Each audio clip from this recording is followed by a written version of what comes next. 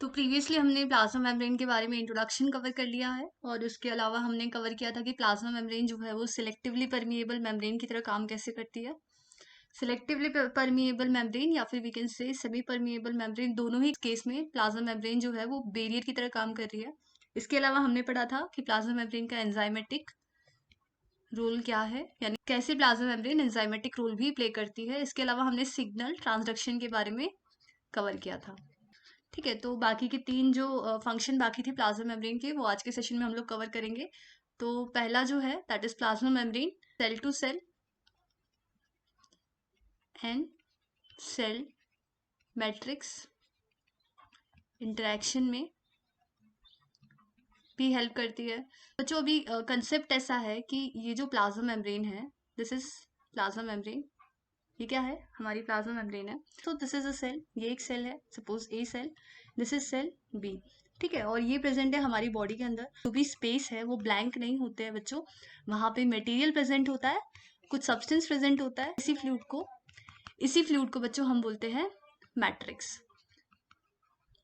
Membrane जो है हमारी, प्लाज्मा मेम्ब्रेन ही हेल्प करती है यहाँ पे कि सेल दूसरे सेल के साथ इंटरेक्ट कैसे करेगा एंड सेल मैट्रिक्स के साथ इंटरेक्ट कैसे करेगा। अब प्लाज्मा मेम्ब्रेन हेल्प कैसे करती है, तो यहाँ पे बच्चों कुछ मॉलिक्यूल प्रेजेंट होते हैं जिन्हें बोला जाता है CAM, या फिर we can call it as, या फिर वी कैन उसका फुल फॉर्म जो है that is cell adhesion molecule, cell adhesion molecules.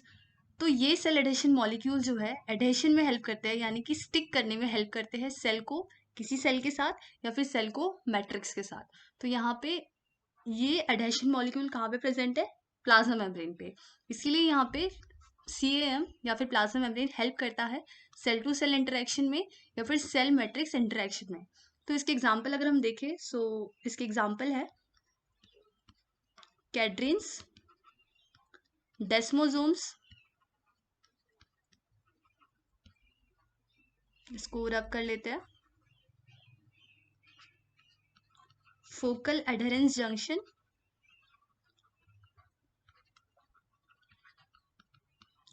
हेमीडेस्मोसोम्स,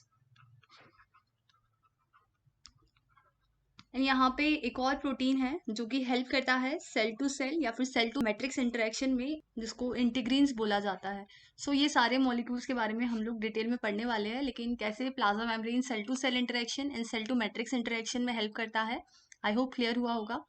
तो इसके अलावा प्लाज्मा मेम्ब्रेन जो है हमारी, ये रोल प्ले करती है, this will be 5th point. ठीक है, ये सेल मूवमेंट में भी हेल्प करती है। तो जैसे बहुत कॉमन एग्जांपल है दैट इज अमीबा का। अमीबा जो है लोकोमोशन शो करते हैं with the help of finger like projection. तो ये फिंगर लाइक प्रोजेक्शन जो है, फिंगर लाइक प्रोजेक्शंस, इन्हीं फिंगर लाइक प्रोजेक्शंस को बोला जाता है बच्चों स्यूडोपोडिया। तो स्यूडोपोडिया का मतलब अगर हम समझे तो स्यूडो मीन्स फॉल्स, झूठे, एंड पोडिया मीन्स फीट, यानी कि एक्चुअली ये फीट नहीं होते लेकिन ये फीट का काम कर रहे हैं, that is why they are known as false feet.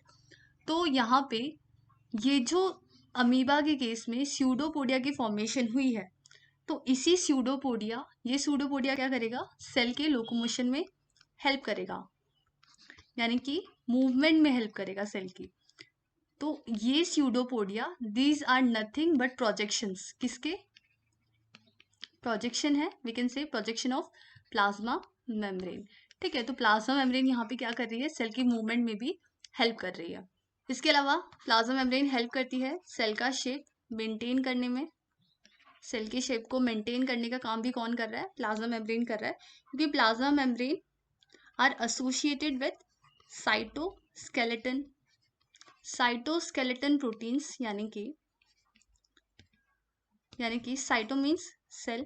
तो सेल के अंदर जो स्केलेटन है, स्केलेटल प्रोटीन है, जो कि सेल को एक परफेक्ट शेप प्रोवाइड करने का काम करती है, वो भी किसके साथ एसोसिएटेड होती है, these proteins are also associated with plasma membrane. तो यहाँ पे प्लाज्मा मेम्ब्रेन का एक रोल और है, that is it helps in maintaining the cell shape. तो यहाँ पे different function of plasma membrane clear हुए होंगे आई होप।